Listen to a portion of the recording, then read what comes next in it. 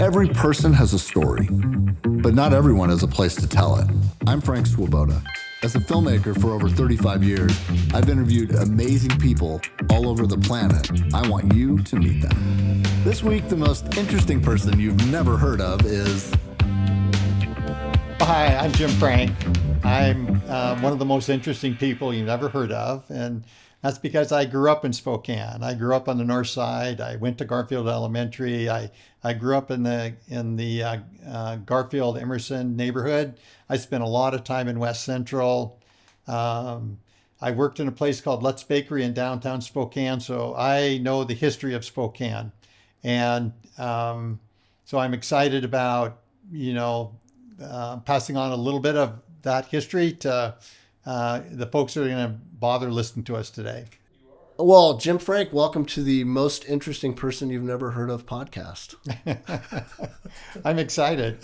Have you seen any of these before? I haven't. I need to go watch. Good. Well, maybe you shouldn't have. Don't. Yeah, so this is what the MIP That's was. it. I was wondering what MIP stood for. Now I know. Well, I'm glad you didn't watch because you may not have shown up. Well, it took us a long time to get this organized. We've been trying. I wasn't sure it existed. We've mostly been, it was all, that's very true. We've been mostly interrupted by Mariners baseball, which you follow and I follow, and we both were like, hey, there's a playoff game. Do you want to move this? And Gonzaga basketball too, right? So those are two areas where there are more important things. There are more important things. We both agree with that. We first met at Coeur d'Alene Place. If you recall that way back, that was one of your first big projects. So I'm curious about, as I look back, we both have a lot of things in common. Frank in our name, for one. The other one is just the Spokane connection, and I think a love for this place. You definitely seem like you've got that. And we're both North Side kids. You grew up in the Corbin Park area, and I'm a Shadle kid. Yeah. Do you feel like there's still a love for this place that you have? Is it start there? I mean, when you grow up in a place, then you've got roots there that never really, you can never really get rid of the roots, right? No, you can't. Everybody's from somewhere, as Jeff Walker would say. It's a place that you grew up and you knew what it was and that. And so that connection and that love of the place never does leave you once that's where you establish your roots and that's where you grew as a person and kind of became who you are. Right. But places do change. I mean, that's the reality of life, is that nothing necessarily stays forever, and places get better or they get worse. Yeah. And so I do feel like there's a lot of things, regionally that are not like on the right course, and that there are some things that need to change, and if you don't work to change those, then nobody does it. Then they're not going to change, right? So you do have. I mean, that the value of history, and the value that I probably have it because I know what this place was. Really, I grew up here. That's right. I worked in downtown Spokane. I drove my car on Friday nights and cruised Riverside Avenue. So did I. Where you meet your friends and pick up girls and whatever. Right. And there was a golden time. Yeah, and I got milkshakes at Newberry's, on Riverside, and I worked downtown at a place called Lutz's Bakery. Okay. When I was in high school, and so, and I'm 13 years old, and it's okay with my mom if I work downtown until 8 o'clock at night and then take the bus home. Because you could, it was safe. Because you could, and it was safe, and that's the kind of place that we lived in, and so, I kind of want that back. Yeah. I want, and I suppose in some ways you can't get back everything, but places do get better or they get worse, and nothing in life is stagnant.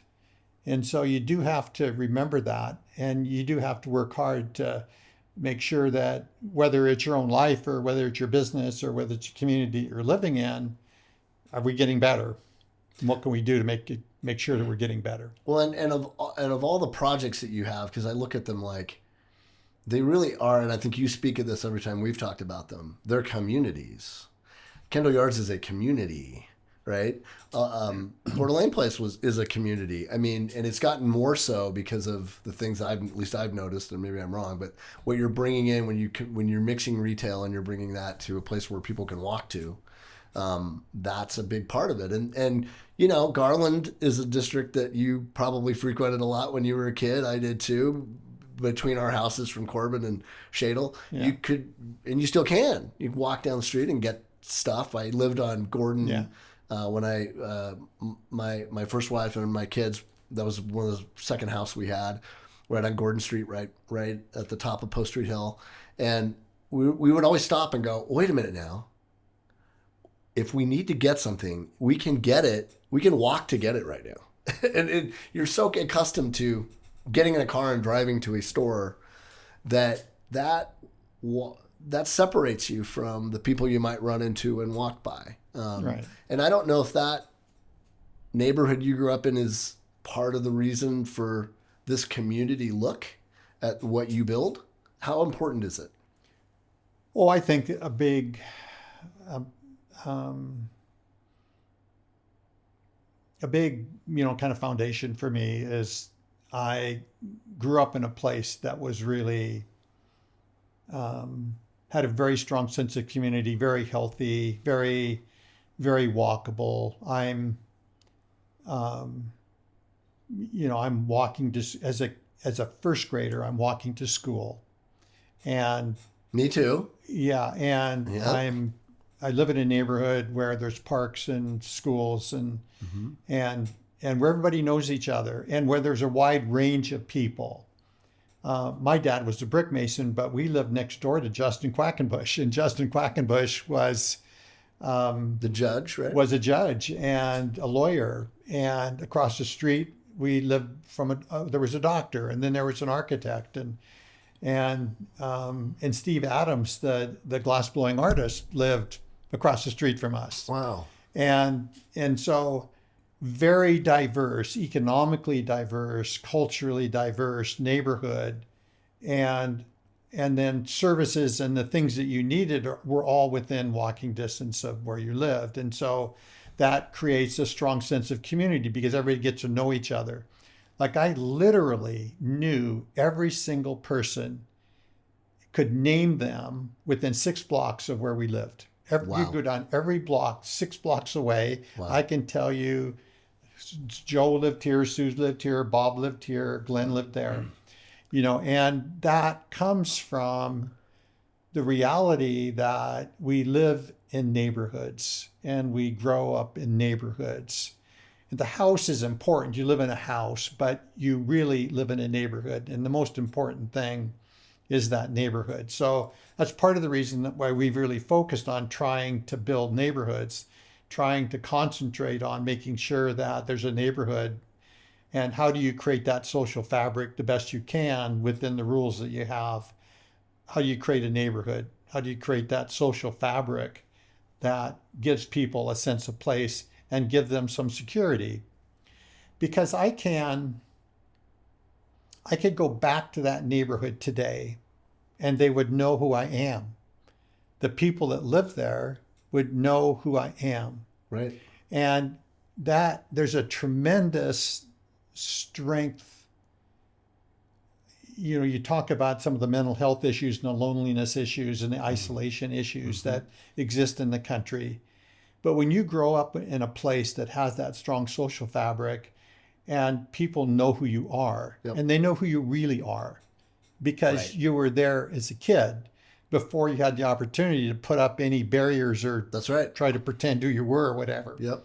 So there's a tremendous value to that for human beings and their health and their mental health by knowing that there are people that know you and there are people that will help you if you need help.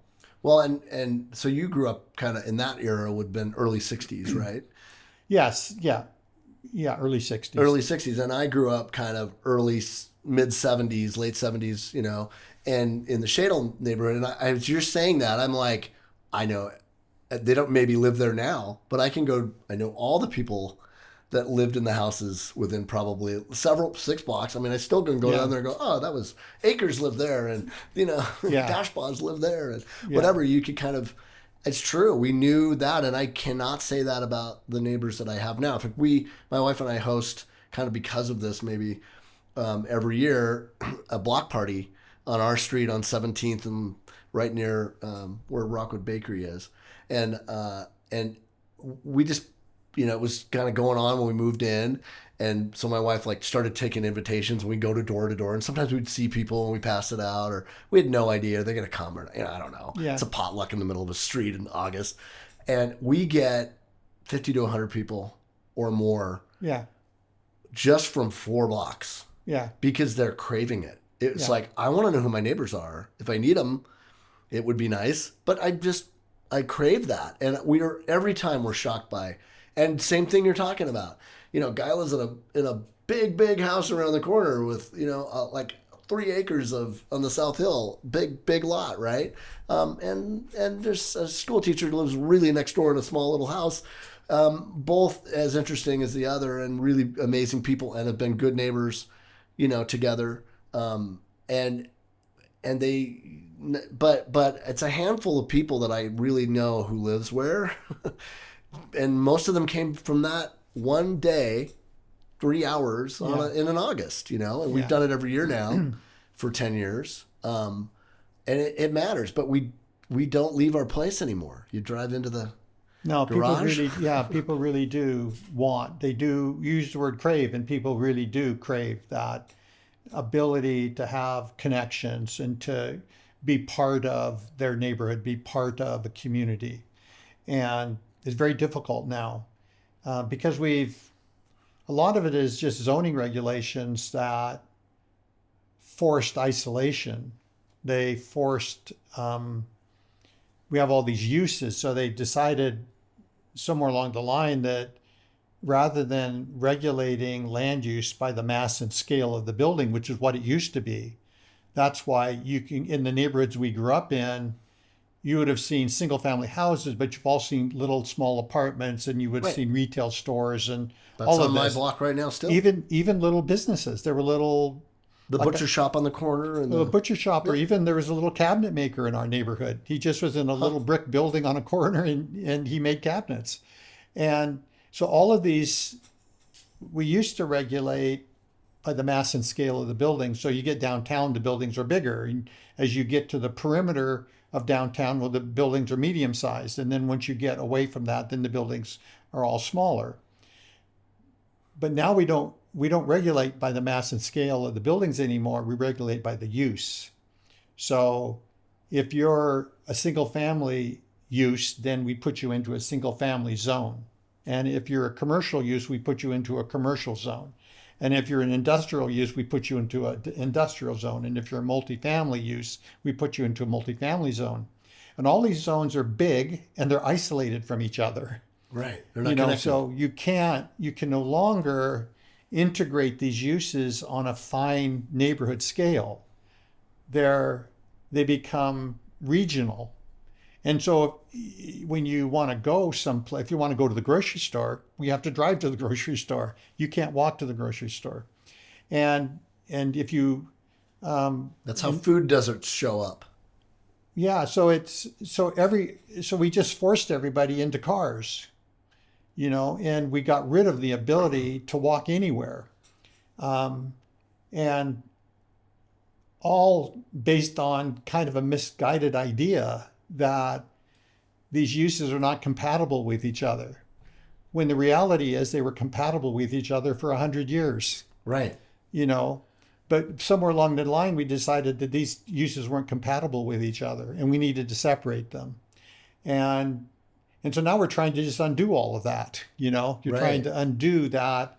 Those regulations that 50-year history of that. So, projects like Kendall Yards in the River District at Liberty Lake are very complicated to do now because, in essence, they you have to get what I'll call special permission of some kind.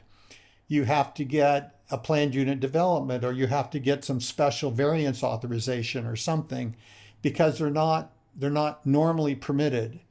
Not normally permitted to have commercial uses adjacent to residential neighborhoods.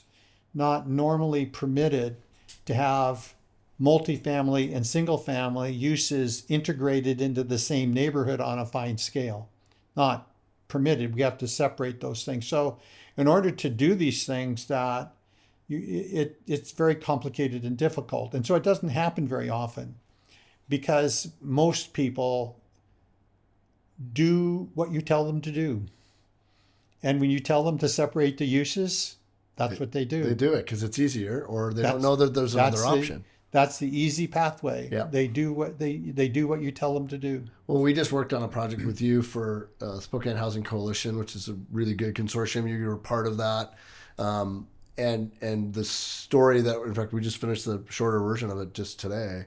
And it really is about this idea that you've brought to attention, and that we hope through our storytelling get out to more people. But you're preaching, which I think is really important, that we need small houses on small lots. And when I hear that, I think of the neighborhood I grew up in Shadle, which really became some of the work that I've gotten to do on this. I had to do some research about that and discovered, basically where Shadle is now, that entire region didn't exist in the late 40s. People came back from the war, and we had a big housing shortage, much like we do right now. The times are not very different. No. And it was causing a lot of turmoil. There was homelessness as well. And so the decision was made, well, let's build a lot of small houses fast. And we had the benefit of land, which is not the case at the moment here. And it got done in a record amount of time. And that's a great neighborhood my parents moved into in the 60s and raised their family there for 30 years. And it was a great place to grow up. Amazing people have come out of there. I'm always astonished by the people that came out of the Shadle neighborhood in that post-war world, guys like Scott Morris and, just a ton of different people that really shaped this town now and what we do and have gone on to do brilliant things. But it was a great community of people. That is what we have to get back to. But is land the problem? Beyond just and when they did Shadle, there weren't these regulations in place, correct? Yeah, all the current zoning regulations really came into place in the 1960s and 70s. So we're dealing with a very suburban kind of set of regulations. And they've not really changed. And when I use the words, we need to build small houses on small lots, it's trying to simplify this whole discussion a little bit, because when you talk about housing and all the regulations around housing, they're very complicated. It's not only just what uses are permitted and so forth, but there's all kinds of dimensional standards. Like there's site coverage standards, and there's frontage standards, and there's setbacks. And people don't understand these words. You start using these words, and I don't understand any of them. And then you've lost everyone. Yeah.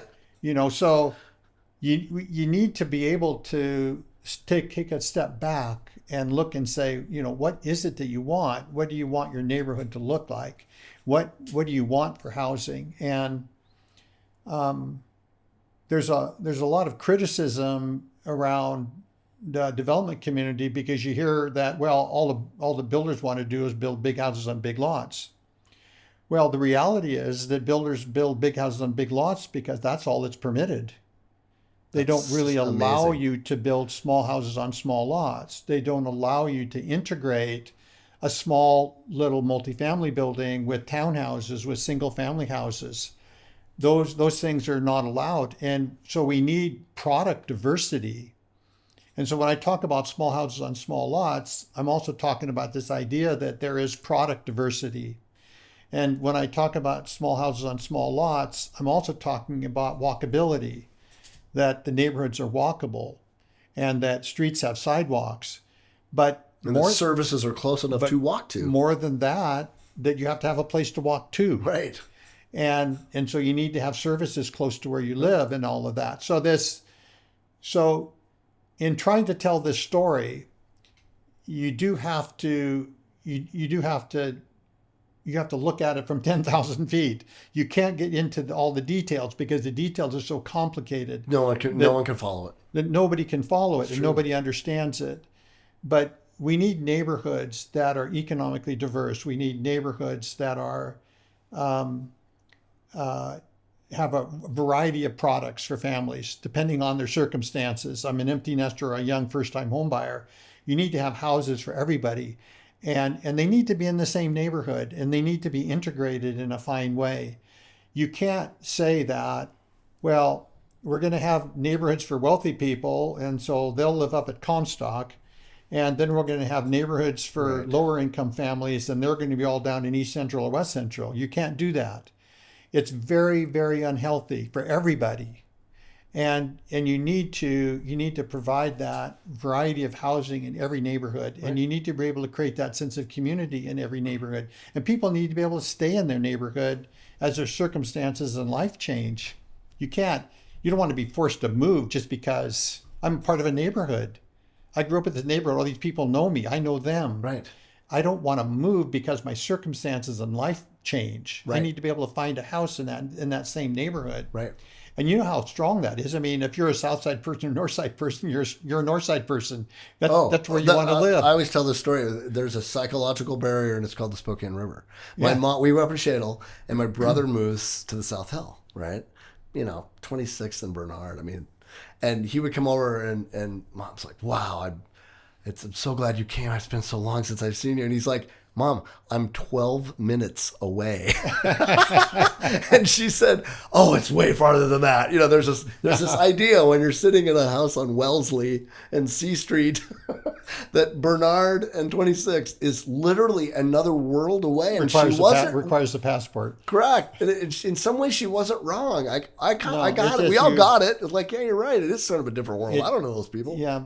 But it is all that sense of community. It's those bonds that you formed with the place you're comfortable. That place and the people that are there and the people you do business with and your doctor or your favorite restaurant or your favorite bar, whatever it is. So anyway, we need to have a development code and regulations that allow this to happen. So I call it small houses on small lots. It's great. I'm going to say it all the time because it does that 5,000 foot hook that makes you dive in a little bit and go, what do you mean? And then at least you're paying attention to it. So I think it's really brilliant. The other part of that is that what we learned in the series that we did with you is, which I was blown away by, is really when you build an apartment, you rightly call it a project. It's like the projects in Chicago or wherever. Not that it's a bad thing, but if it's the only option because it's easier to build an apartment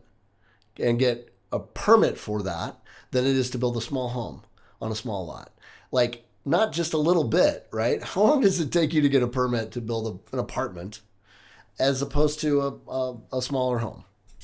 Yeah, I mean, it's again, a narrative have developed, and when I say a narrative in the legislative and regulatory realm, that the only way we can house medium and low income families is in apartments, and it's really wrong. It's wrong on almost every level you can think of, because as the mass and scale of buildings gets larger, the regulatory requirements get more significant, more complicated, and they just become more expensive to build. The life safety issues, the fire issues, the earthquake standards, and a whole bunch of other stuff just makes it very complicated and expensive to build apartments. It doesn't make it cheaper. And then but you can do it faster. You get a permit sooner. You can do it faster. And what we've done is we've made it simple to build big apartments, But the problem is, and there's just a scale issue here. And if I live in a 6-unit apartment that's in a neighborhood, located in a small building in a neighborhood, I'm part of that neighborhood. I feel part of that neighborhood. But if I live in a 60-unit or a 100-unit apartment building, I now live in a project. I don't live in a neighborhood. It's almost impossible for a person that lives in a big apartment project to integrate into a neighborhood. Yep. Part of it is because these apartments are never located in a neighborhood. They're located on the fringe of a neighborhood, or they're located in a commercial, on the fringe of a commercial district. That's right.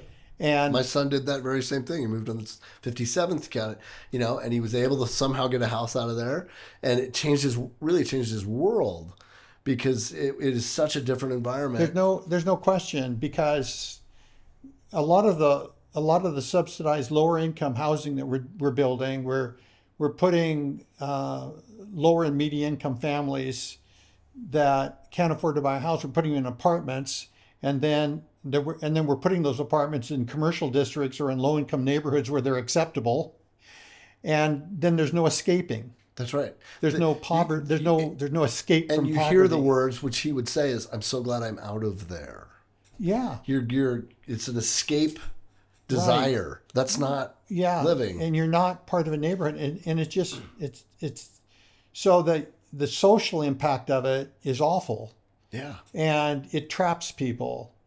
And it doesn't allow them to become the best self they can be. And it doesn't allow them to become part of a neighborhood. And it doesn't allow them to build those social connections that are so important to people. And so we're talking on the apartment side. I think you said in 6 months or weeks, 6 months probably, you could get a permit to build a big apartment, but it takes you 2.5 years or 2 years to get one for a small house. I mean, again, you start to get into the weeds here, but if you want to build an apartment, all you have to do is get a building permit. And if you want to build a small house on a small lot, whether it's a small little apartment building or whether it's small houses of any kind, you have to go through a very complicated process, because you're creating lots. And when you create lots, there's a subdivision process. And see, I've already lost everybody. No. But it would take maybe 2 years to go through the regulatory requirements that you need to go through to create the small parcels and to create the infrastructure that's necessary to support the small houses. And so they make that very complicated, a whole series of public hearings and other things. And then of course you end up having the NIMBY effect, because people feel like, not in my backyard. Well, and see, people don't realize that they don't realize the degree to which codes educate people. Like when you create a separate zone for single family houses and a separate zone for apartments and a separate zone for retail, you're telling people it's not good to put these together. Right. And so if we're going to put those together, we're going to make people go through a very complicated process, public hearing, public notice, PUD, all these other things. We're going to make people go through a very complicated process if you want to do that. Well, people believe you. People believe you. When you tell them that this is bad for them, then they believe you. And you're telling them something that's not true. Right. You're not telling them the truth. And you're not educating them. And so that's where NIMBYism comes from. And look, it's actually not a bad thing to have these in your neighborhood.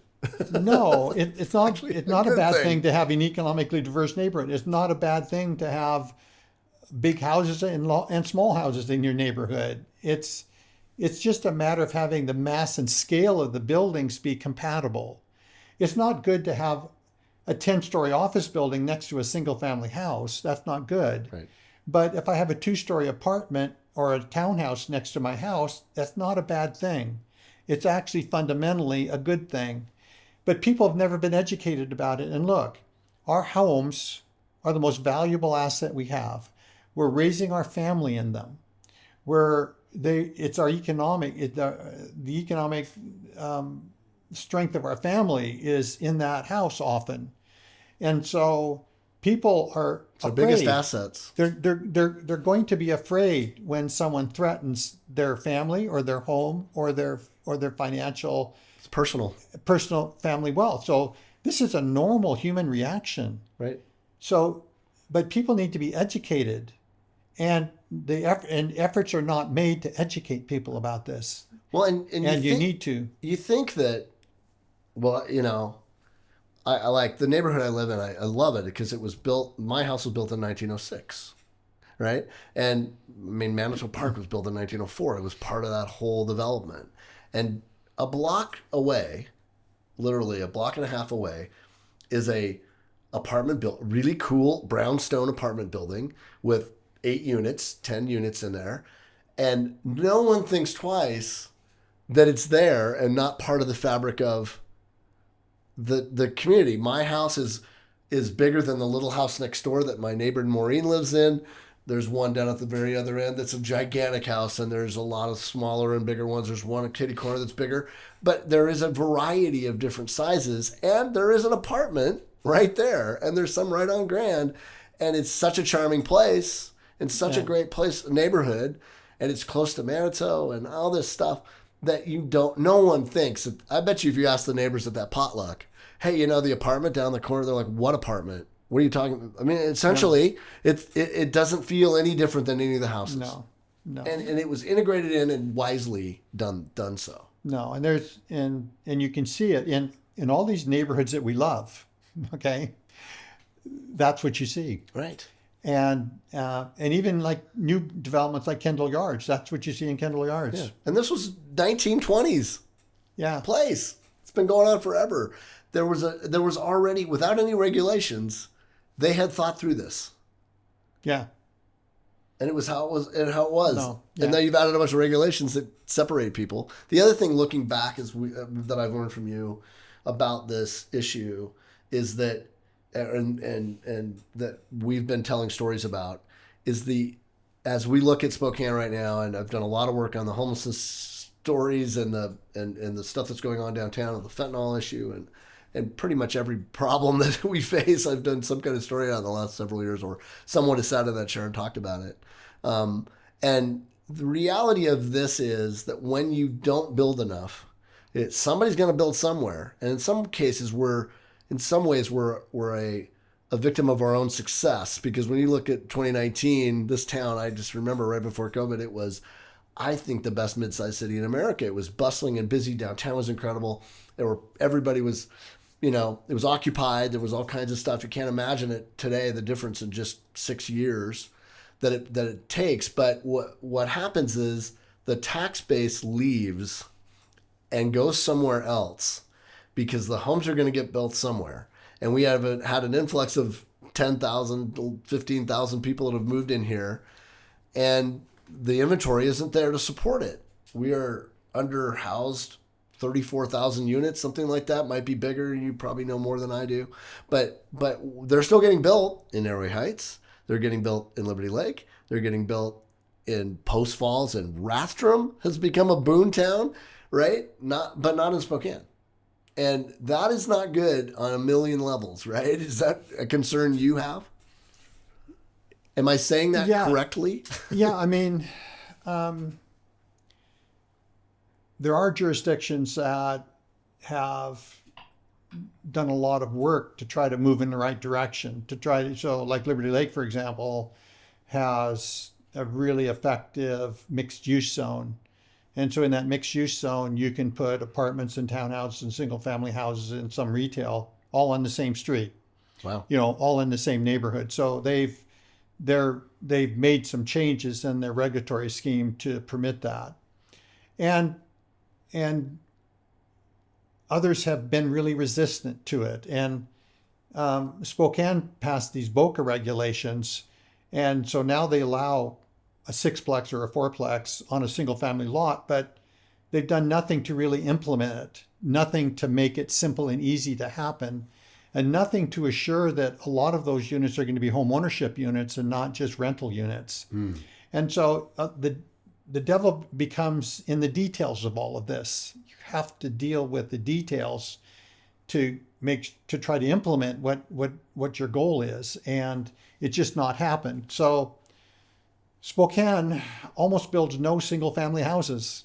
Like in 2025, I ran the numbers through the end of September, and there's 117 permits for single family houses in the city of Spokane. There's more permits for single family houses than in Post Falls, that has a population of 20,000 people, compared to Spokane, which has a population of 250,000 people. Right, 10 times. So it's just shameful, really. And the city's proud they've got all these permits, but they've got permits for big apartment projects. That's all. Right. And so you can't. It's not a sustainable course that you're going to build nothing but big apartment projects and you're not going to have any home ownership. It's just not sustainable.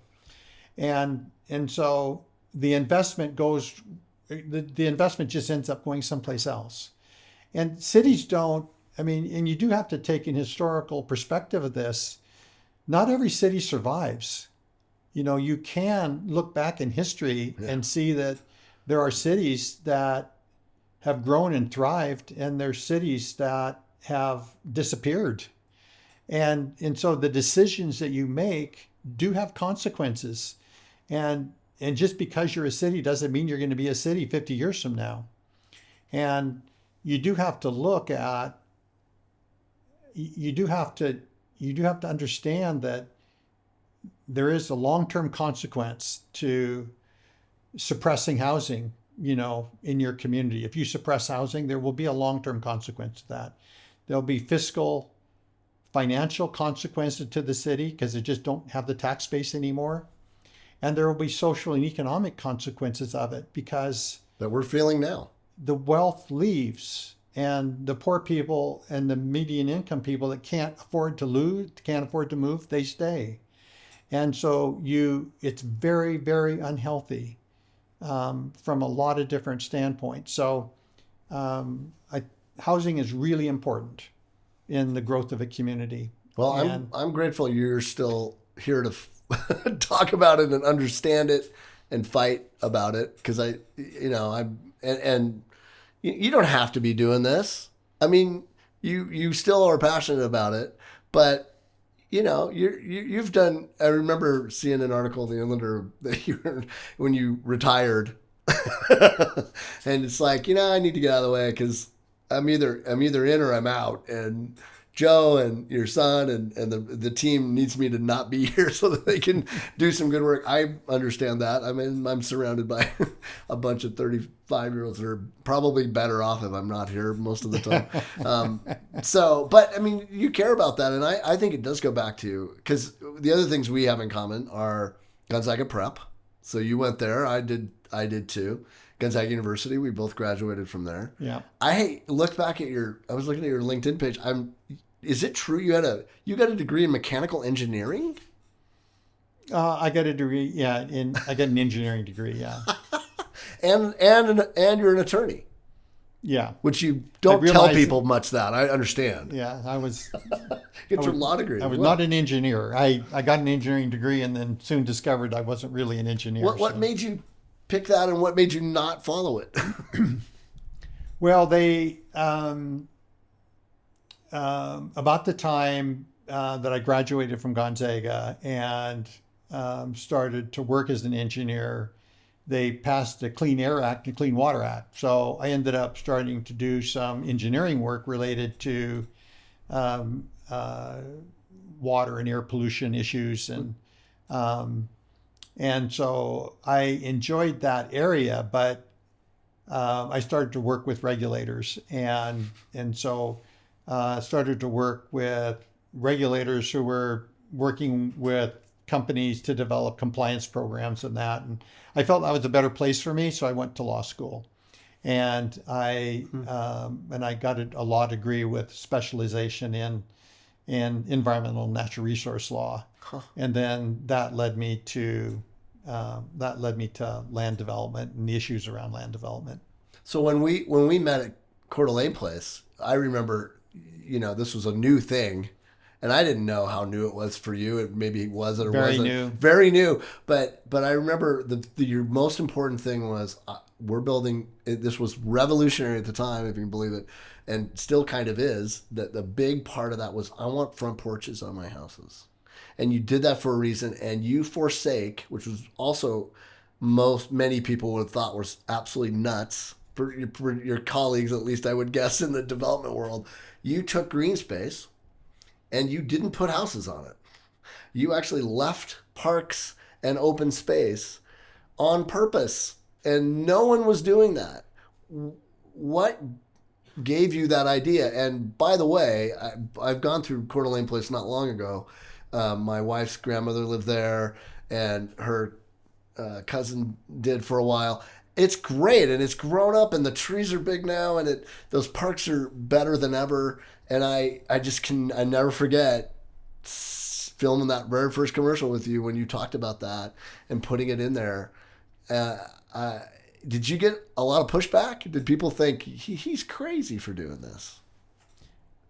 Because you could have sold a lot of houses. You could have sold more houses on that green space. Yeah, I mean, in some ways, but no one was doing that. Yeah, I mean, there wasn't.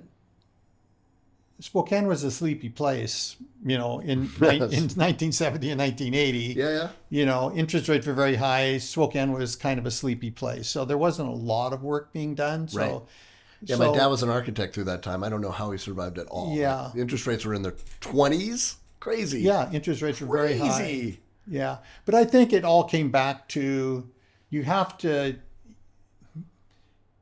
know what it is you're doing. Like, what is your business? What are you doing? What business are you in?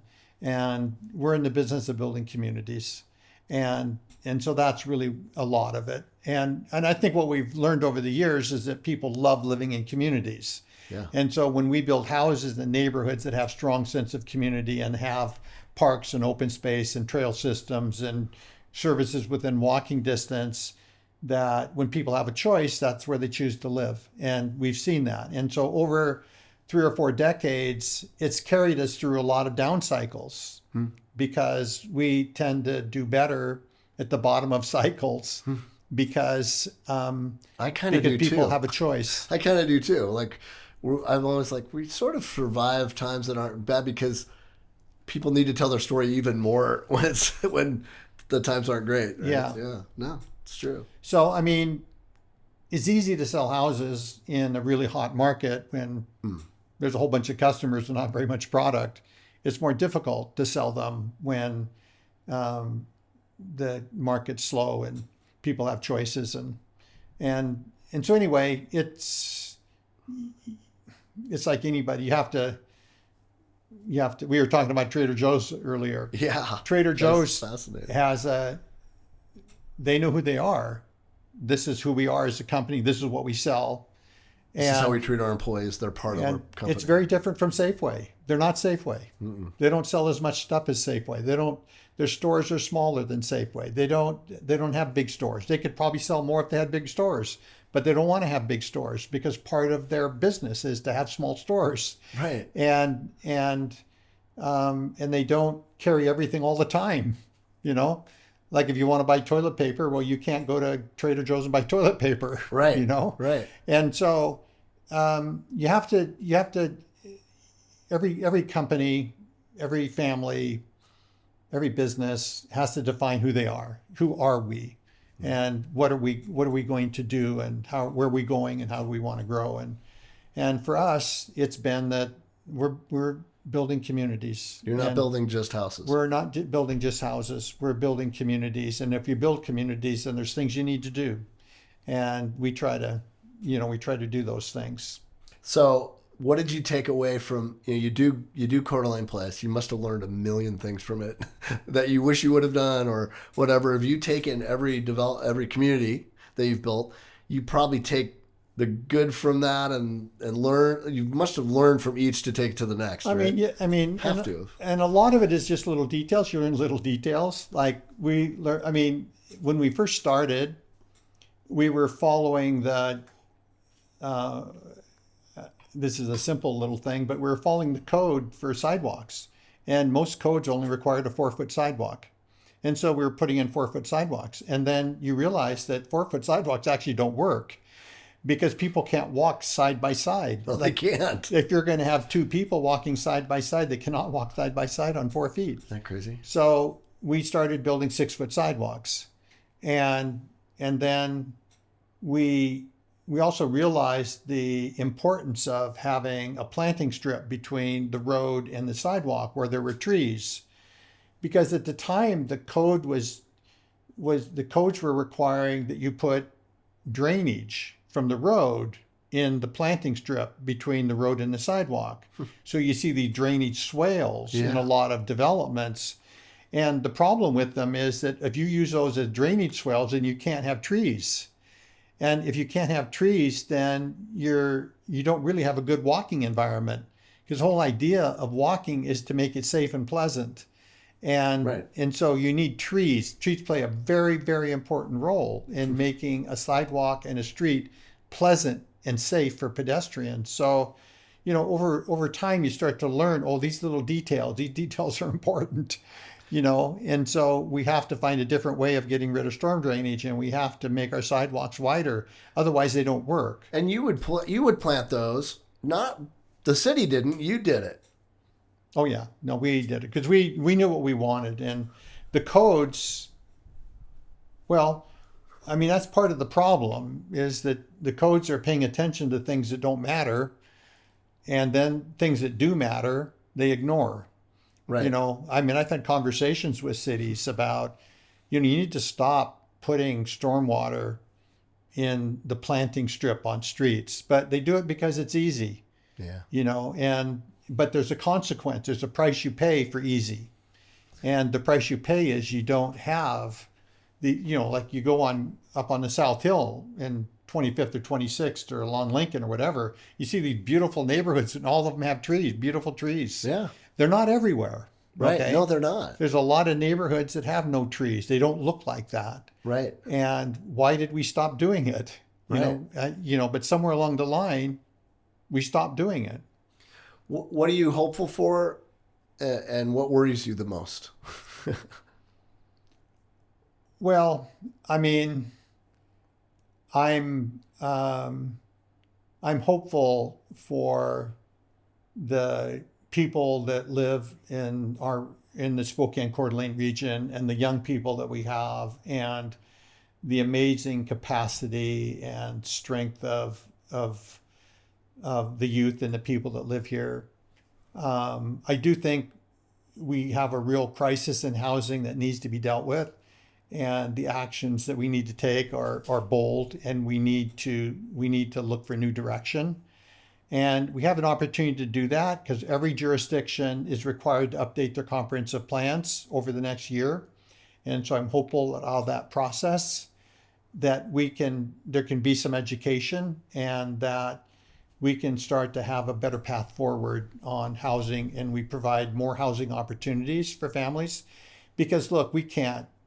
The median, the average age of a person buying their first-time home buyer, when I was growing up, was probably something between 20 and 22.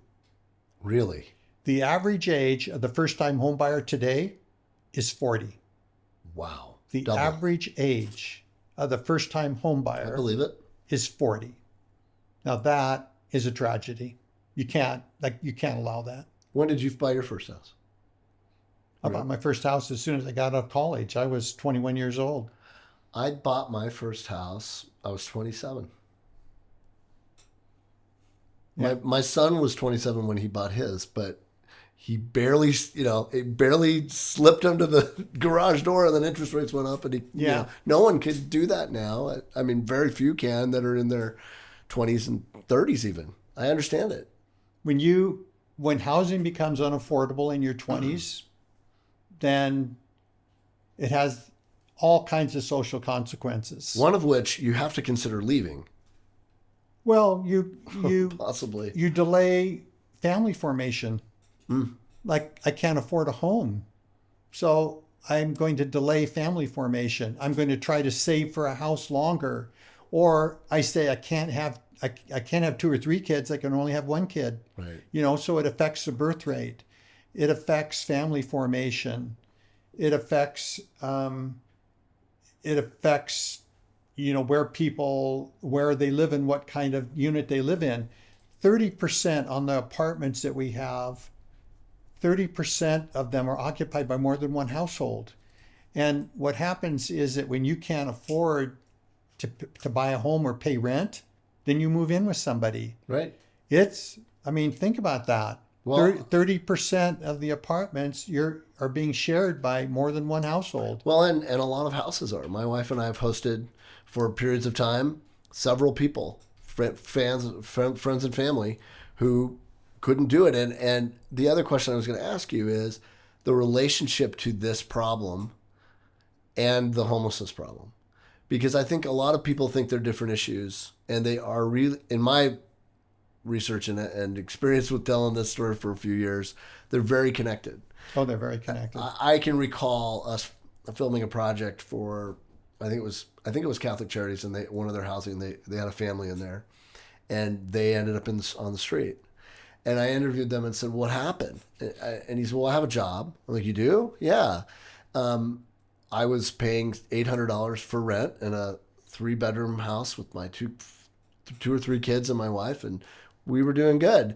And now that's $1,600, and I can't pay the rent. So what do? I go live in my car.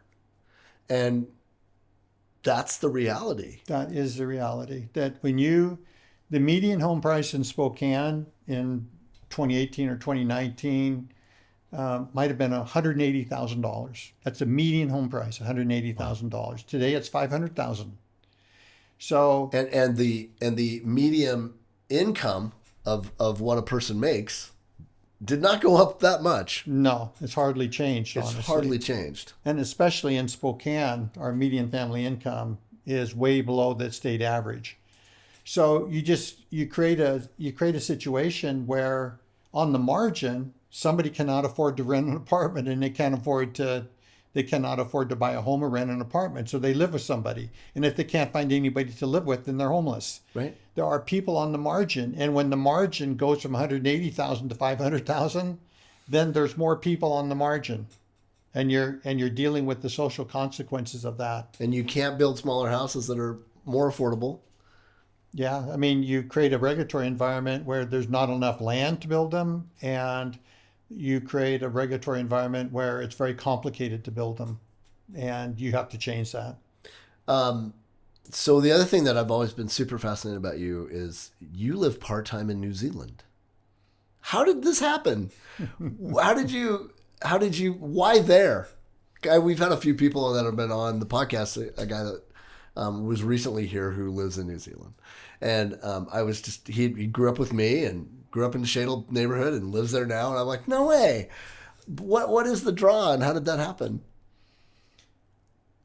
Well, it's kind of a long story, and then maybe it's kind of a simple story. But in 1996, I turned 50, so now everybody knows how old I am. And so in proving that I wasn't old at 50, I went on a long bike ride. And so I went to New Zealand and did almost a month-long bike ride. Wow. And so I rode all the way from the top of the North Island to the bottom of the South Island over a 3 or 4 week period. And just fell in love with the country, and I fell in love with the people, because I realized that Americans are really good at working. We're good at working. And we have a very strong economy, and we're good at working. And I realized that New Zealanders are maybe not so good at working, but they're very good at living. Yeah. And they have this better balance between work and life. Yep. And it's something as simple as I'm having dinner with a New Zealand couple, and the wife realizes that one of her friends was in the neighborhood and didn't stop in and say hi to her. And I looked at her and I said, Kate, if you're in America, you do not just show up at somebody's house. Right. Okay? No, you don't. This is so funny. People are too busy. So you have to call them before you would come over. And even that, in today's world, you might have to text them Oh, yeah. to see if they can take a phone call. Right. And then if they Yes. can take a phone call, then maybe you could ask them if you could come over. So true. But in New Zealand, if you're in the neighborhood of someone's house, they expect that you're going to stop in and say hi to them unannounced. See, this is not. My nephew Jeremy, was on this podcast. Amazing. He is a missionary with his wife in Tanzania, and the exact same story he is telling me. He's like, people will, if they don't hear from us for 2 days, they come by. Are you okay? They're worried that there's something wrong with us because they haven't seen us. And so this is probably more common around the world than it is here. We're the minority in this. Yeah, we're like I say, we're good at working. We have a very good economy. We've lost a little bit about how to live and the balance between working and life. And so anyway, I got very attracted to that whole idea, and because it resonated with what we were trying to do with housing. Yeah. And it is. And so it became a nice change of pace. So yeah, we go down there a little bit. We're like a snowbird, so we go down there, and it's part of your wellness. Yeah. When you first get back, what do you notice the most when you get back to Spokane after being there? Well, I just finished up having a garden down in New Zealand, and I get back and realize that I get to plant another one right away. That's cool. How do you garden? Is this part of the Jim Frank secret? Yeah, I like. Really? What do you grow the best? Well, I grow great garlic. Whoa. And my father gardened a lot, and my father grew garlic. One of the things he liked to grow is garlic, and so when Dad passed away, we dug up all his garlic, and we divided it amongst our kids. Oh, that's and cool. So we still use that garlic from that was my dad's and my dad's garden. Oh, that's cool. And so we planted because I just love having good garlic, but it's also a connection. Yeah. It gives me, when I'm doing that, you have a chance to remember your family. I have my grandpa's marigolds.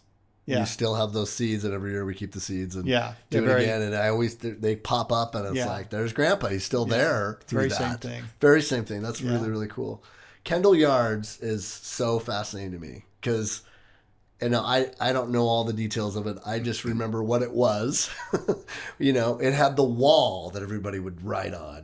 I have a really good friend that passed away, unfortunately drowned in the Spokane River in his early 20s. And we signed his name up there. It was a very special. The railroad barricade. The railroad barricade. And we thought, there ain't nothing ever going to be built there. There's who knows what the railroad sins have left ecologically and for whatever, but just no one ever considered that a place, right? And today it is remarkable. How did that happen? How did you get pulled into that? And there's a lot of questions about it, but one, the market there, as you talk about being a gardener, is such a vibrant part of that whole experience. And a lot of things, and now a winter one, I understand. So that's a lot of questions. But how did Kendall Yards show up there? And when I think of it, and I walk through there now, my wife and I were at dinner at Ruins, and we drove the whole way back. We drove down through the neighborhood rather than jumping off and getting. And it's like, I love that drive. It's like one of my favorite. It's like high drive. It's become the drive for people now to just see the city. How could, I don't know how many acres is there. How could that 100 acres, whatever's there, with a view like that of a city, not be developed? It's just, now you just go, how did this not happen? Well, you have to realize that, there's a lot of people did a lot of good things over a lot of years. Otherwise, it wouldn't have happened. And a lot of it happened before we got involved. Sure. Of course, it was a railroad, and there were 3 railroad lines that ran through there. And then, in addition to the railroad, there were a whole number of businesses that were reliant on the railroad. So they put their warehouses or their businesses adjacent to the railroad because they needed railroad access. So, Gotcha. so A lot of industrial buildings there. yeah, there were a lot of industrial really were. buildings. So the first thing that happened, of course, is that the railroads decided to consolidate their lines. And so those lines on Kendall Yard became surplus, and they consolidated the transcontinental line on the line that's there between Sprague and First. Right. So when that happened, over the years, over maybe a 10 or 15 year period, Paul Sandifer in Metropolitan Mortgage assembled all those properties. Okay. So they had to assemble Yeah. properties from 3 different railroads and from a number of different builders and manufacturers. So had they not done that, Kendall Yards would have just been another piecemeal development with 10 different people doing 10 different things. Right. So that assembly of that land was very, very important. Crucial. Then they ran into, in the mid 1980s, they ran into financial difficulties. I had done some legal work for Paul Sandifer and his family. They had a vision for the kind of neighborhood that's there now, and they were going through the regulatory process to try to get that approved, and I was helping them on that. So I got familiar with the property. I had the opportunity to meet Paul a couple. He came to my house once and Yeah. was at a party and I met him, and nice guy. Yeah. Then when they had financial trouble and had to give up the land, it was purchased by Marshall Chesron. And Marshall Chesron did some really good things too. So he cleaned up the site, and it was a brownfield site, meaning that it had a lot of environmental problems, oil spills, and all kinds of things. They had a big maintenance on the west end of the site. There's a big railroad maintenance facility there. Wow. And so that all Kind of where the park is now, or yeah, right about where the park is. There's a great big so that's where they did repair work on the engines and the cars. So and things. my grandfather worked there. Yeah. He worked for Northern Pacific and Yeah. and Burlington Northern, and he was a mechanic, head mechanic for the trains. Yeah. That was his. So he probably worked there. He did. Yeah. Probably spilled a little bit of oil there. I'm from sure time to more than a time. little. And then if you recall this, there's a big transformer station right on Bridge and Cedar. There's a big, Yep. and that transformer station Yes. is the main electrical transformer station for all of downtown Spokane. Sits right above the Maple Street Bridge there, right? Yeah, it sits right close to the Maple Street Bridge. right. And so there were some huge power lines, big power lines that ran from downtown to that substation, and they crossed the property. And so Marshall went to all They were beautiful looking too. Yeah. God, just the ugliest thing. Yeah. But Marshall spent a few $1 million putting those all underground. Wow. And very, very expensive because those lines are so big. Yeah. And there's so much electricity going through them that they generate a lot of heat. And so when you put them underground, you have to have a chamber big enough to dissipate all that heat. Wow. And Insulate it from any trouble. so underneath Kendall Yards are these big chambers that the electrical Is that right? power lines are running through, and those chambers are big enough that they dissipate the heat. Wow. And so they basically idea. run under the parking lot that's on the north side of Summit Parkway. So Yeah. they did very important work. Big time. Wow. And then, of course, they ran into trouble during the Great Recession then. So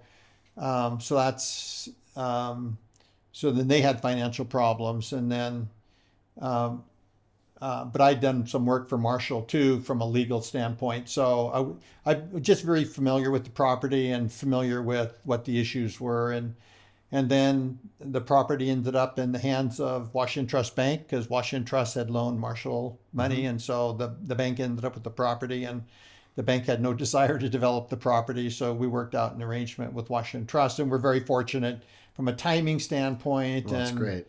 And just from a relation standpoint, we had Washington Trust was our banker that we were working with, so Jack and Pete came through. Yeah, so it was really a very fortunate circumstance. Yeah, but yeah. a lot of people did a lot of important things, along the way that enabled it to happen. A very, very important piece of property. And so I remember that Marshall had a vision for that. And how is what you ended up creating different than that vision? Or is it? The essence of it was the same, but Marshall had a project that was much, much denser. So he saw it as a series of 5 and 6 and 7 story buildings. And so all the residential were large buildings and Apartment buildings. Yeah, apartment buildings or townhouses, condo buildings or things. He doesn't. And so our density, his target density was probably something between 30 and 40 units an acre. And the density that we're trying to achieve is about 18 units an acre. So we reduced the density. Now, people will look at Kendall Yards and say, oh, this is pretty dense. Okay. Yeah. And for Spokane, it is dense. I think that the density is appropriate for Spokane. Yes. And our market. And Marshall had a project that probably would fit really well in Seattle. Yeah. Because that's what you see in Seattle. There's a lot of 4 and 5 and 6 story buildings. Yeah, I get it. Yeah. And so we reduced the density, and reducing the density reduced a lot of the impacts. So it reduced the traffic impacts, for example. It reduced some of the environmental impacts. We were able to include more open space and create more of a neighborhood feel. It's the best. That trail is incredible. The view of it. Whenever we want to film something, we go over there, because it's now become the best view of downtown. It just is from our point of view. Yeah. Stuff we want to film, it's remarkable. We just droned it recently right over your whole property and showed. It's just the most amazing shot because it's such an incredible view, and the park that you've put there, and that sort of gathering spot right there where the restaurants begin. It's got a great gathering spot, like a little amphitheater. Bands play there. It's just that was all thought out and intentional. Yeah, all thought out. You're basically trying to create a mixed-use, walkable community that makes it easy to create social fabric, and for that fabric to develop and strengthen over time. And that just means you need to have places where people can meet each other, places where they can run against each other. That's why that corridor, that Summit Parkway corridor, is so important, because that's where people meet each other. And that needs to be a really safe, pleasant pedestrian experience, and so that's why the trees are so important there. And of course, this time of year, the trees show their worth, because they've matured and they're in bloom. The colors fall, and the colors and all of that. It just makes a wonderful place to walk in the fall. Right. But there's shade on the sidewalk when you're walking in the summer, and it softens the architecture, so you don't really notice the architecture. Yeah. And this is true of the South Hill too. A lot of the mixed-use neighborhoods that you have on the lower South Hill, the trees dominate the street. So you don't actually. It's hard to tell sometimes. Is that a single-family house, or is that a little apartment building behiing the trees? I can't really tell. Very true. I never thought of it that way. Yeah. So the trees play a really, really important role. There's nothing as the developer that we do that is more important than planting trees on the street. That's unbelievable. I would never guess that. How big of an acreage are you talking? How big is Kendall Yards? 70 acres. 72 acres. It's Manitou Park. It's about 70, I think. Yeah. Just in terms of the space that's there. Yeah. Wow. For that project, what's the future? There still seems like there's a few open spots there. There's a little bit of. I noticed you saved it. Yeah. Closest to the river and the the bridge. Yeah, there's land in the business district that's yet to develop, and another maybe 20 acres or so at the west end, the residential section. And we're looking at developing another trailhead at the west end, and Really? we're hoping that we can. There's the city parkland there, so we're hoping that that city parkland can be developed and Is in a more that finished where state. did the Olmsted brothers who designed all the parks in Spokane have an original design for that spot? Well, Or am I wrong about that? Yeah, I mean the Olmsted brothers, and of course you're going back to 1906 or something now. Right, yep. They had a park plan for Spokane, and Right. and the gorge park Yes. was part of that plan, and so the trail and all the land in the gorge and the park land that's owned there was all part of that original And 2000. and we have that design. That we have there. Yeah, it goes all the way back to the plan from 1906. How Yeah. cool is that? Like, Yeah. if it got built, can you imagine it would be like that one, or would it be very different? Were they right?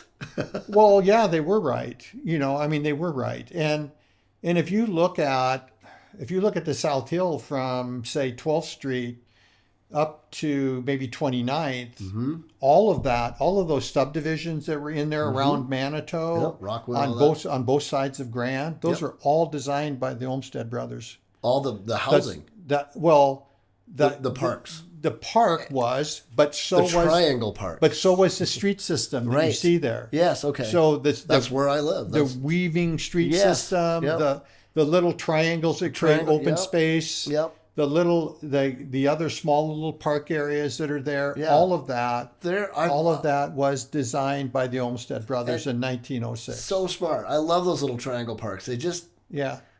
break up the space. Yeah, It no, just- and it's the just whole so idea elegant. of having sidewalks and trees along the street and sidewalks separated from the street, all of that comes from the Olmsted brothers. And for people who design. don't know, their father is the designer of Central Park in New York and many others. Yeah, I mean their company designed Central Park and parks in Chicago and Yep. San Francisco and Seattle.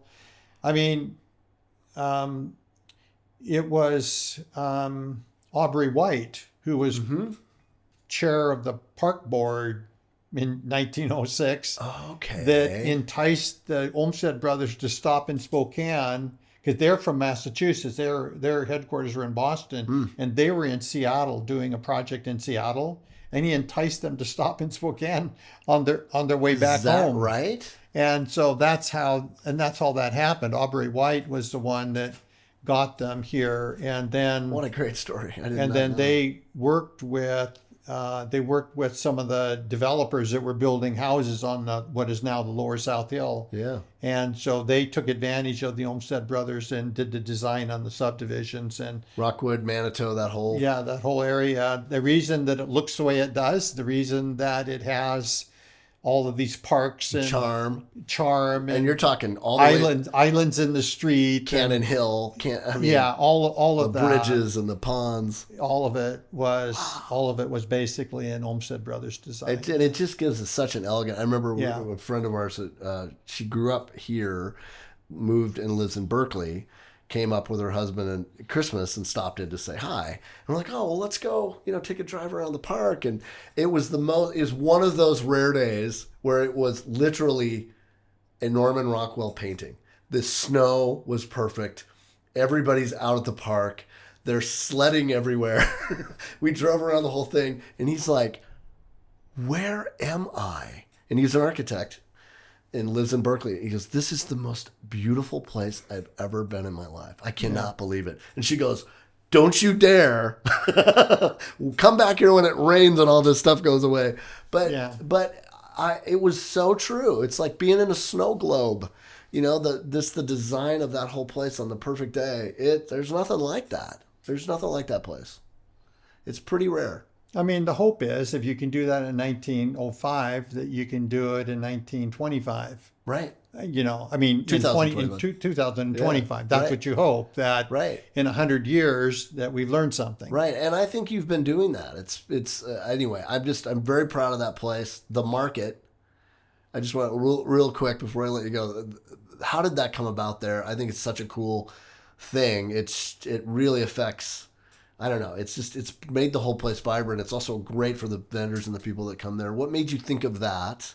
And now, is there something in the winter that's going to happen? What's going on over there? Yeah. Again, it all comes back to this building a neighborhood and creating the vibrancy in the neighborhood and a place for people to gather and get together and know each other and the rest of it. And we'd started a farmer's market in Liberty Lake, and so we were pretty familiar with what it took to start a market. And we also really liked the idea of a night market because I had seen it in some other cities, that the benefit of it, because the Kendall Yards Market is not a traditional farmer's market. No, it's not a place where it's not Sandpoint on Saturdays. Yeah, you're not coming to shop and leave. Right. You're coming to stay there and be entertained. And so what it does is it's an opportunity for everybody to just come down there and gather and see each other. It also plays a very important role in the relationship between Kendall Yards and the balance of West Central. It provides an opportunity for entertainment for the people that live in West Central that doesn't cost anything. Right. And a place for the kids in that neighborhood that can come and enjoy the market and the view and the entertainment and the rest of it. And so it's also incubating businesses. I mean, You brought some food trucks and given them brick and mortar spots. Yeah, I mean, there's a number of businesses that have started off in a market and now have incubated themselves into real businesses. Right. And the job formation that comes from that. So that there's a lot of real value to it. Yeah. And so we're extending the night market and adding a winter market. This is going to be so cool. The winter market's going to run from the weekend after Thanksgiving to the weekend before Christmas. So it's month long. Okay. And we're trying. So we're going to have artists and vendors. So we have some weekends where we're setting up some tents, and there will be that European Christmas market kind of feel. Yeah. But we're also having fireworks every Saturday. So there'll be fireworks every Saturday for 4 weeks. That's cool. And we're having a large number of artist events, caroling and musical events. And part of it is that you have to celebrate who you are.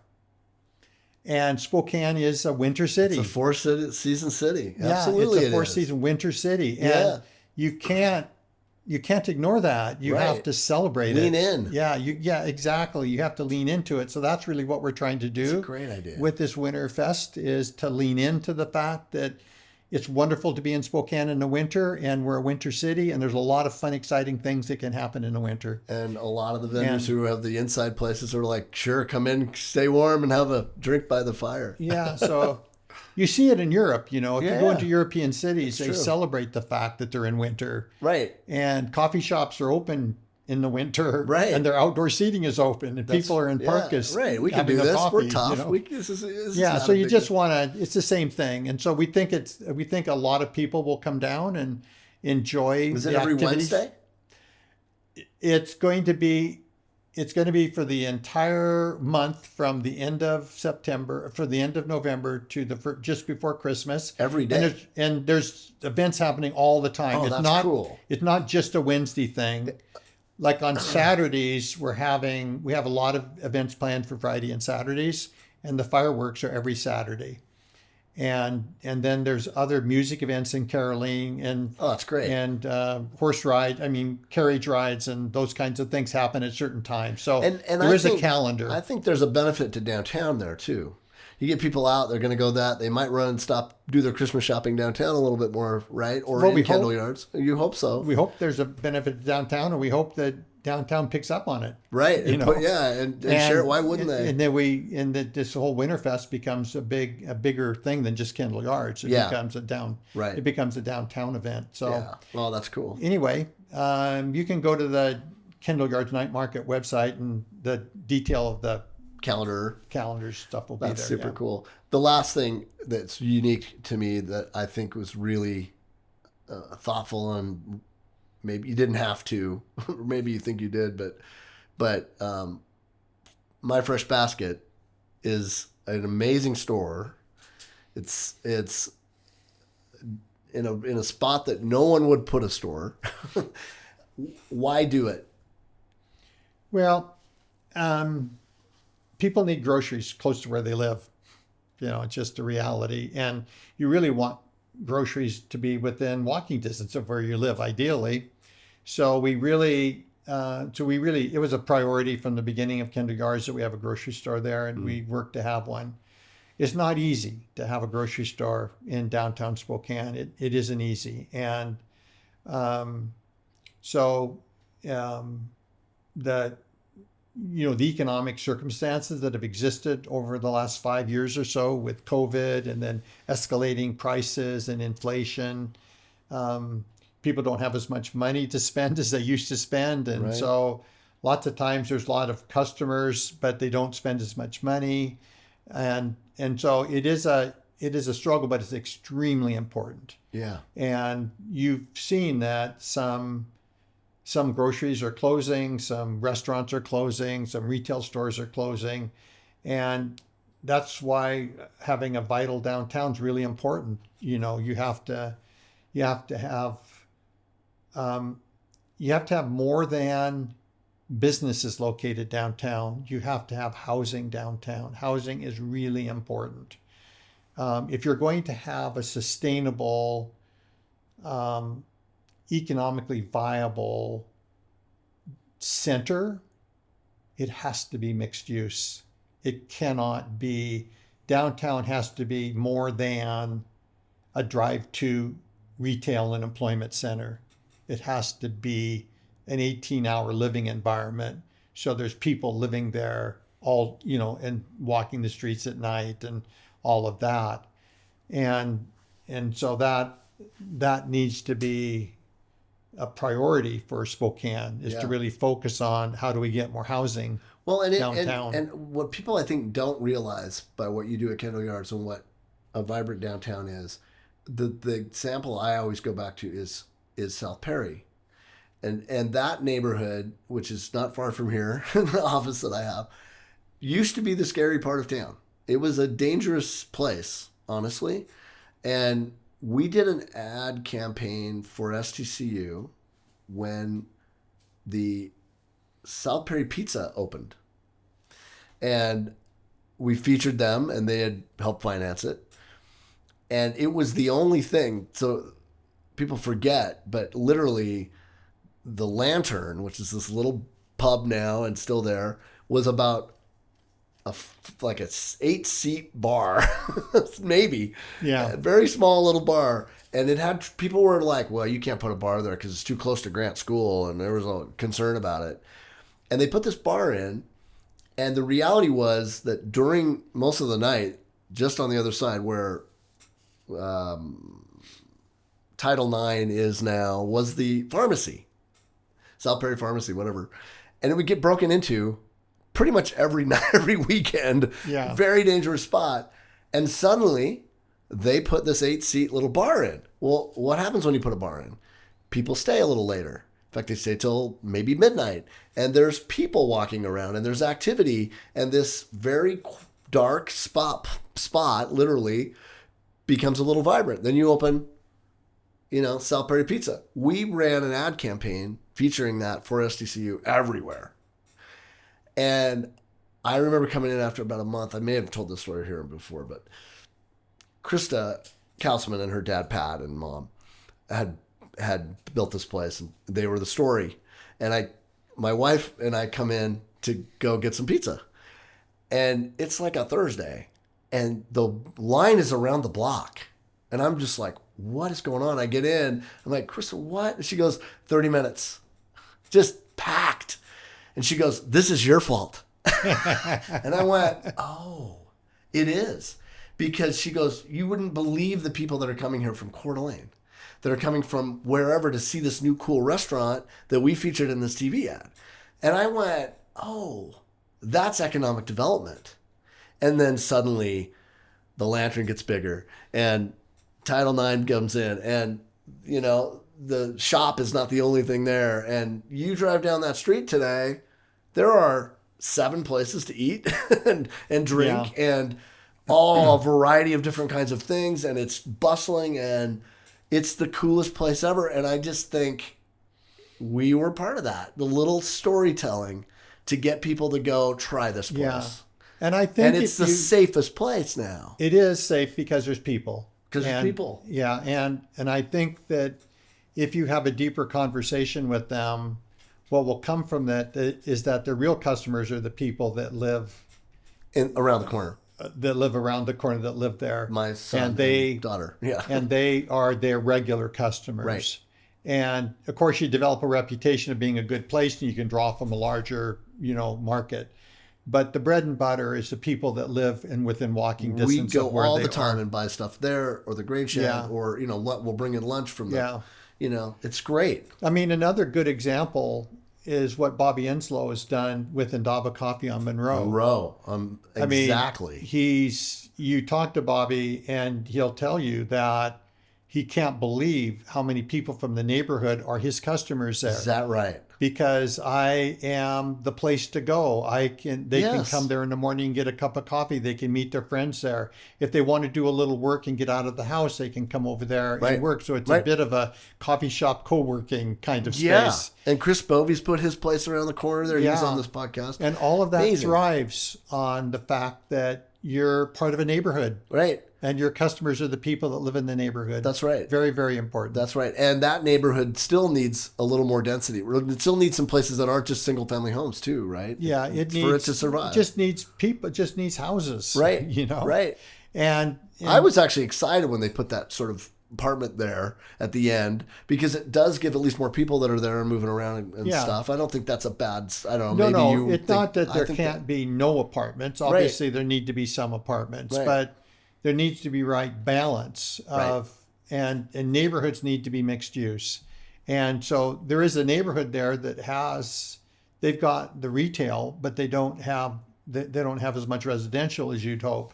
And then there are neighborhoods like, say, West Central, that have plenty of residential, but they don't have the retail mixed uses. No, they don't. And so every neighborhood's a little different, and you have to look at them because there's a balance of that retail residential that maximizes the potential for everyone. I'm always curious about West Central because it is one of the really lowest economic neighborhoods in the state. Has Kendall Yards helped raise it a little? Has the boat gone up? What's the relationship with that neighborhood that you've noticed over your time there? I mean, we've worked a lot with West Central to try to I know you have. Work with them but they're burdened by a number of things. I mean, what happens to West Central has been underinvested with infrastructure for decades. Yeah. And look, if you're a low-income neighborhood, you don't have a voice. If you're a high-income neighborhood, you have a very strong voice. Right. The money goes to the people that have the strongest voice. Right. That's political reality. In every city in America. Yeah. And so they've not gotten the same amount of infrastructure dollars that, say, Comstock gets. Yeah. And so that's an issue. And then there have been zoning issues there that have caused problems for West Central. All of their commercial uses, all the little retail uses that used to be there between 1900 and 1950, all of them were made non-conforming because when all this zoning came in the 60s and 70s, they said, we can't have all these little retail stores in residential neighborhoods. So they made them all non-conforming. Oh my God! And then, of course, most of them have closed now. Right. And so a lot of issues have happened. And it's the most beautiful architecture in this town, I think, in places. It's amazing. The bones of West Central are fantastic. That's what I mean. Yeah. And if you're coming in, never been to Spokane before, coming in, flying over the city, landing at the airport, you're going to look down at West Central and say, oh, Look at that. This has to be the best neighborhood in Spokane. It's got the Spokane River curling around it. Certainly was at one time. It walking distance to downtown Spokane. It's got this beautiful historic neighborhood. And it has, I mean, the bones are fantastic. Right. And I do think that there's energy building in West Central now to try to turn the corner. And in West Central, like every neighborhood, you need to take responsibility for yourself. You need to take responsibility for your neighborhood. Yeah. And I think West Central is starting to do that, starting to take responsibility for their neighborhood and what kind of neighborhood it is.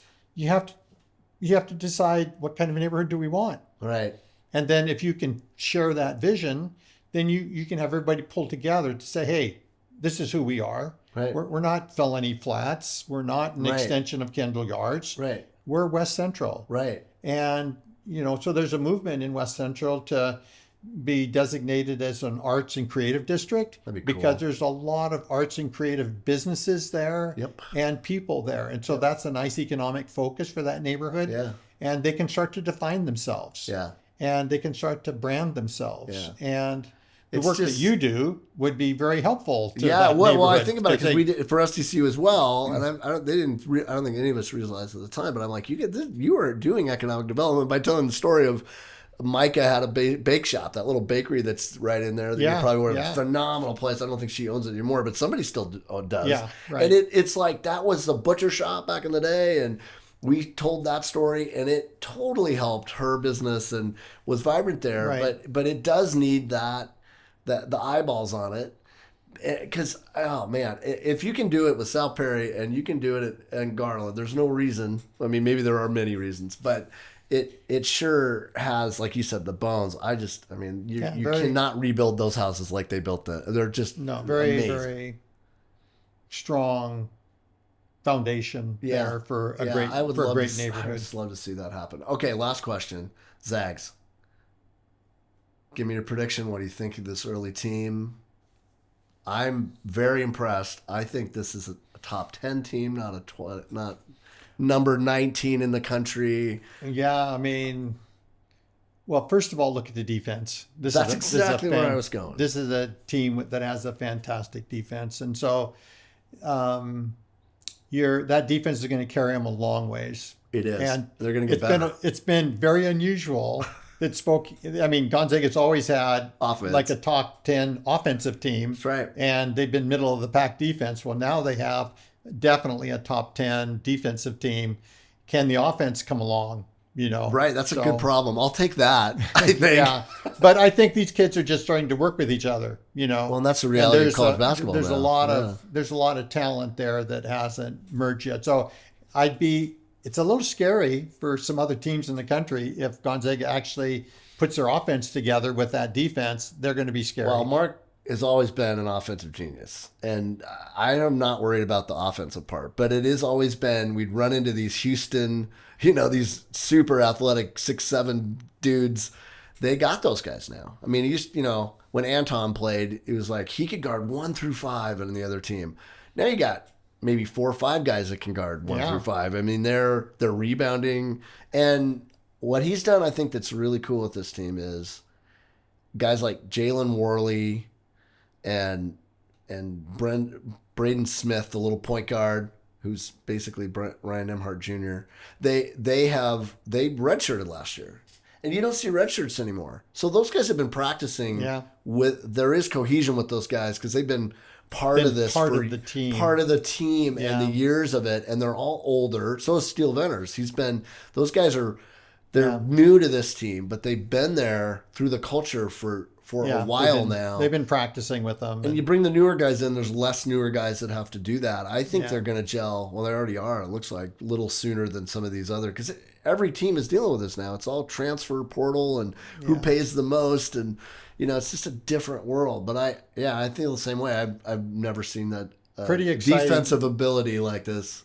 Well, the 2 times they went to the Final Four, they were in the top 10 in offensive and defensive efficiency, and right now they're number 2 in the combined use of that. So we'll see. It's early. We've got a lot to prove. But they look different, don't they? They definitely look different. It looks different in a good way. Yeah, it's, you might want to put a bet on them. So You heard it here. the odds are going to get worse as the months go on. So well, thanks for doing this. Yeah. I know it took us a while to pull it together, but you're one of my favorite people. Yeah, and good. you're one of the reasons that I still love living here. Yeah. Because somebody like you is helping to make it great. So Well, thank you. Good to catch up with you. yeah. MIP Podcast was filmed at the studio of Corner Booth Media. Please sure to like, subscribe, and follow us on social media. You can also listen to us on Spotify, Apple Music, and anywhere podcasts can be found. We'd love it if you'd rate, review, and subscribe to help our podcast grow. Be good to yourself. Stay interesting.